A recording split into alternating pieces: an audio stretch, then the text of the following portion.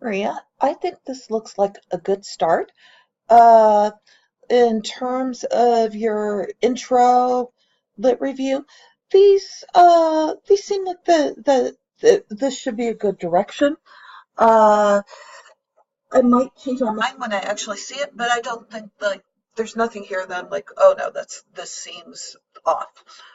It's definitely headed the wrong way. And I really like that you are beginning with by fleshing out your findings. And so that's why I recommend focusing on the results or the findings section and figuring out what your main arguments are and then working outwards from there. So I'm really glad to see that you're doing that. So what I have are a bunch of suggestions for elaboration on here. Uh, let's see, this overview, this section, first of all, this first sentence, the most common problems participants had to do with textual problems resulting from language issues. This seems like your whole focus, that what you were kind of asking them about. So that's kind of, that seems like a no surprise thing. And overall, this summary will probably change as we go through and talk about these problems. I would like on your next draft if you could fill in just a few things, especially about your participants. I'm just uh, curious about those, and that way, if I have any questions, I can look at them. All right. Now, for problem one, expectations not clearly communicated. All right. I think so. One thing that I'm noticing as I'm going through here is an issue with genre. So this quote's a good example of expectations, or it's a good example of just a failure. This is overall, it doesn't really tell me a lot about why there was the failure, just nobody could understand it.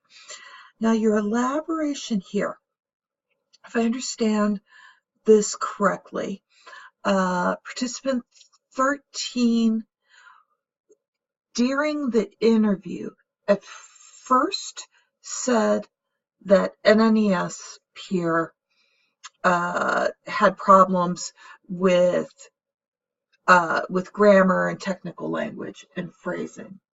But then during the interview, and I'm stressing during the interview because I think that's what this says, but I'm not sure.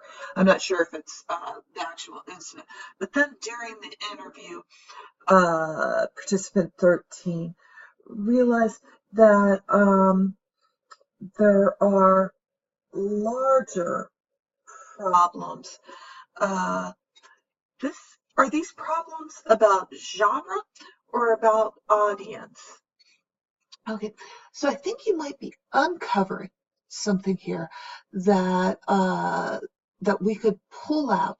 A lot of times, people, when they first react to something by an NNES writer, they say the problem is grammar, and then that's not really the problem. And so this labeling everything as grammar or focusing first on grammar interferes with solving the problem. And I'm wondering if you can make a case for that. In the article that I wrote with Nisha, where we looked at NNES errors and how professionals responded, that was a finding that we came up with. And so if you could provide more evidence of it, that some of the surveys, people mark things as grammatical problems. Actually, they said that one of the emails we presented, they didn't like it because of grammar, and there were no grammatical errors in it. Okay, so I wonder if you could make an argument, and I'm kind of focusing on here, I'm trying to dig out in here what's most interesting to me, what I find most compelling, and I'm wondering if you can make an argument about how grammar might interfere with problem solving. And it seems like there needs to be more focus on rhetorical issues here.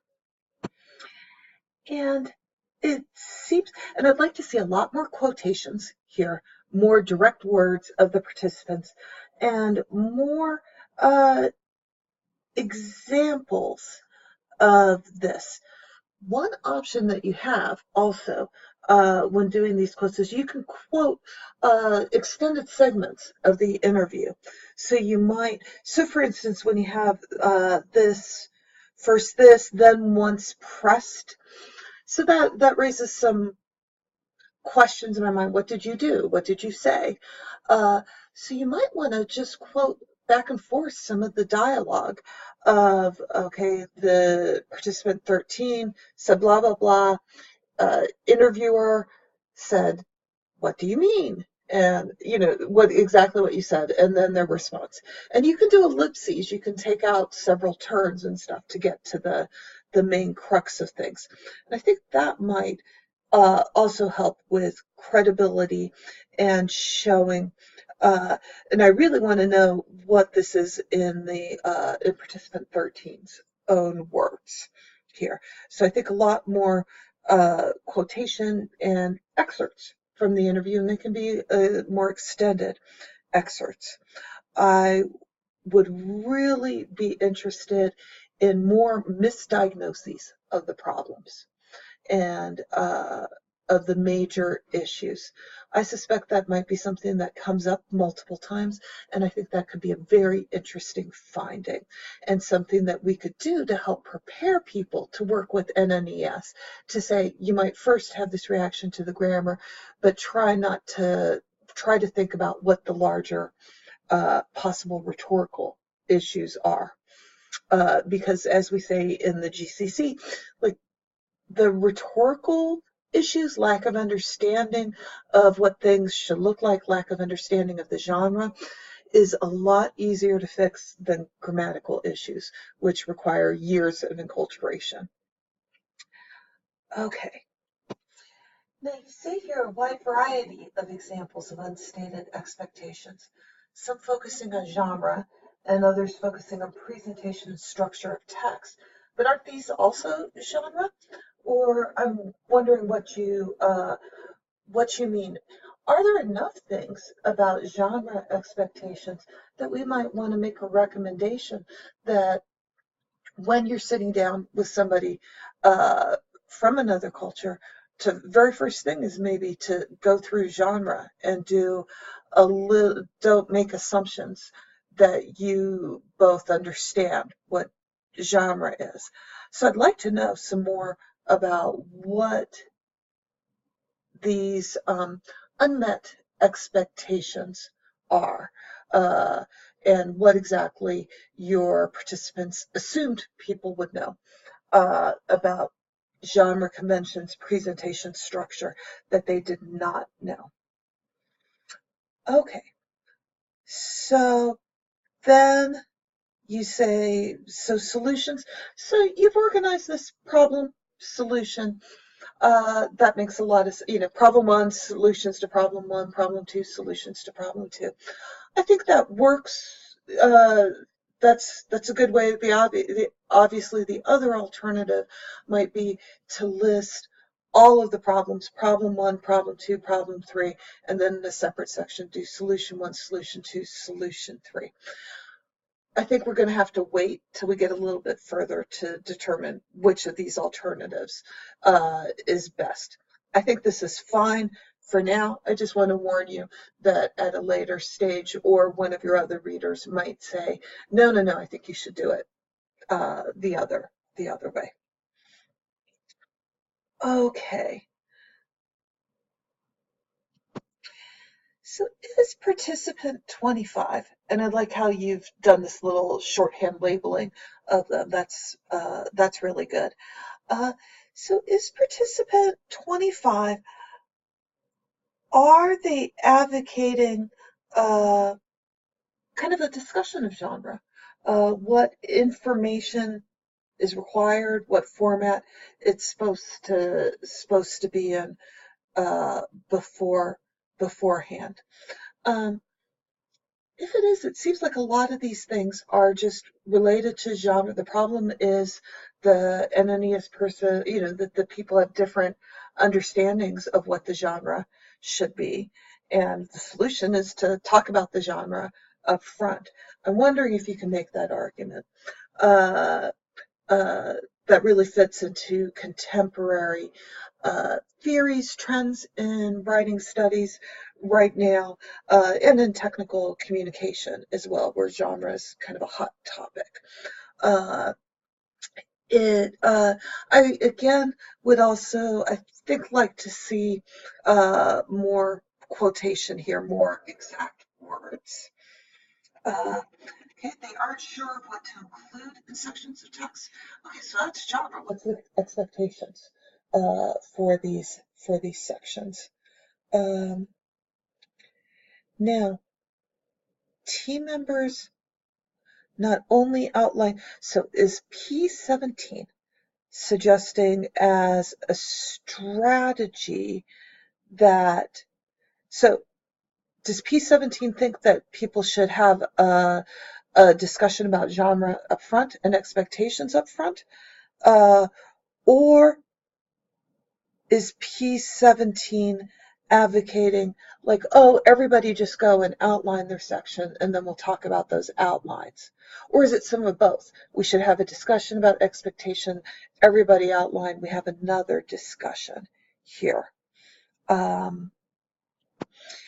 It sounds to me maybe P17 is talking about doing a straw draft or a rough outline up front. I'd like something a little bit clearer about what they're recommending and at what point this should be. This seems to be after writing that they're or sort of doing a pre-writing, a straw draft here. So that might be a way to clarify and connect to what other strategies. So I talk about straw documents in my book, and I cite where I got that idea from.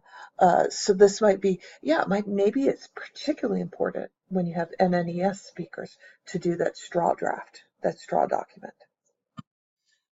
This section here has a lot of ideas that really I think need a lot of unpacking. Okay, so they represent ideas. In some cases, it's the first presentation, right? Like the bullets is the first presentation. So I'm not sure if that's fair to represent. These three things don't quite go together. The Think Aloud protocols seem to be a reader response to the text. That's a feedback technique.